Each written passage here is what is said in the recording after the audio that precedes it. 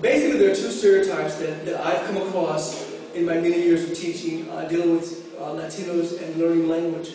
First is that they don't care about learning the language, or second is that they're not intelligent enough to learn the language well enough to be understood.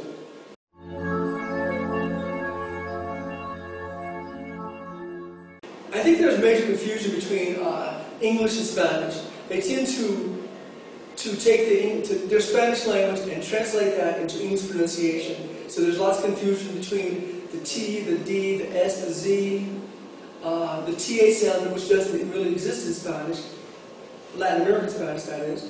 They confuse that with the and t.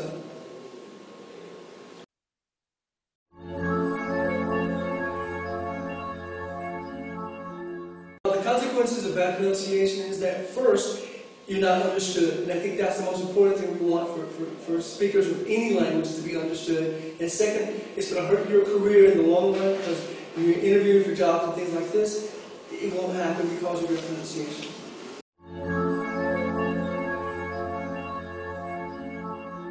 Businesses are looking for persons who speak both languages well, pronounce the language well, and actually be able to be understood in both languages well.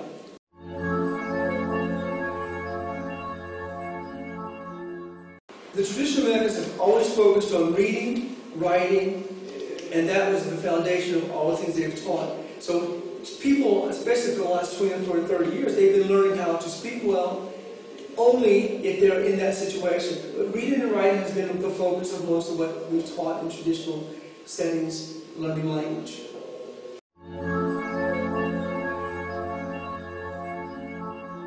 Again, this focuses on the traditional method. You learn to read well, but you don't learn to answer questions and to actually to be understood when you talk.